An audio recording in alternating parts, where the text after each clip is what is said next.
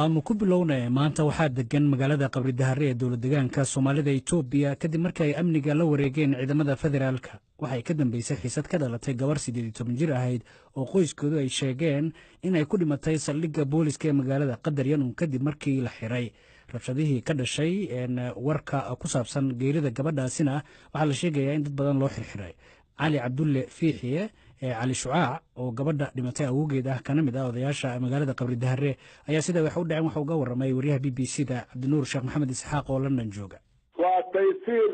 Umar Food Maxamed Al-Misalal oo gabadhu waa 18 jir suuqay u baxday adeeg bay soo qabanaysay waa la soo qabtay booliska la geeyay 20 daqiiqo ka bacdina waxa la kaalay meedkeeda qaata iyaga soo qaado xaafadii keenay haddana way ka daba yimaadeen waan qaadaynaa baa la yidhi idinku feermeeya in gabadhu way istishay feermeeya shacbigii baa markay gadooday magaalada oo dhan oo gaadiid badan lagu burburiyey anagu qoysaan dad shacbi ah meesha naga joogay haween baa joogay waa la diiday in la feermeeyo gabadha hadda suuqaad ka kaxaysay booliska taydiinka dilay baa la yidhi haddana inay qaataan badal oo ka qaadaan xaafadii ka qaadaan meydkeedii markayna qaadaan dabcan waa loo diiday waxaa ku yaalay gabadha wadadeeda 4 farood oo adiye waaweyn oo cunaha lagu qabtay iyo suulkii oo sidiisii ah siligii lagu dabay oo xarigiisii raadkiisii iyo farahaas oo la isugu daray baa ku yaalay marka dhakhtar miyaa arkay oo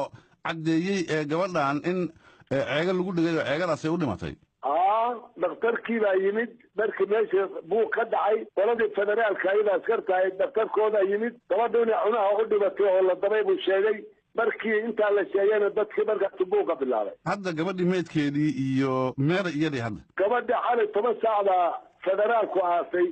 dowladda federaalka ciidamo ka socda yimid shacbigii odayaashii baa loo yeedhay waxaa gabadha meydkeeda ka soo qaada xaafadda habeennimaan aaseena si aan maanta oo kale aan meydka intii la qaada buuqu dhicin oo dagaalka shar oo kale u dhicin odayaal adigu la kaxaysto noocaas iyo kuwii federaalka aba aasay gabadhii waa tahay shalay buuq baa dhacay baa tiri muxuu ahaa buuqa dhacay magaaladii baa kacday mana aanan filayninba dadku waa dad mar horeba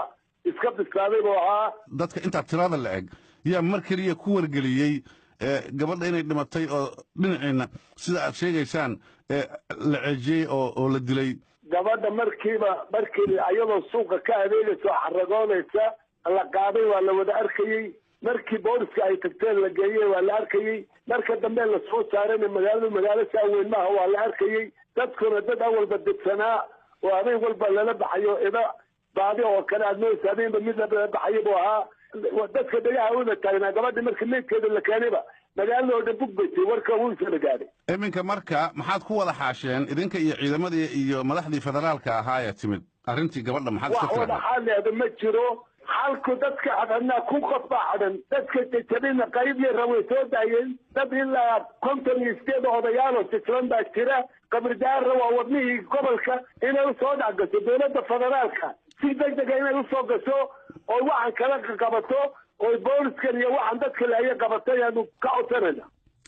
علي عبد الله فيحيى علي شعاع ayaa loo yaqaan wuxuu kamid yahay odayaasha magaalada Qabridahare khadka telefonka ayuu wuxuu ugu waramayay wariyaha Cabdinuur Sheekh Maxamed Isxaaq hadaba Facebook ay dhageysan aad u tiro badan raygooda kaga soo dhiibteen warbixintaasi Cabdulcasiis Cabdullaahi Daahir oo jooga magaalada Beledxa wuxuu leeyahay waa in dadka Qabridahare ay nabadda dhowraan waana in si cad qoyska gabadha loogu sheegaa halka ay ku dambeysay sababta gabadhooda ay u dhimatay iyo waliba in la cadeeyo waxa sababay Salmaan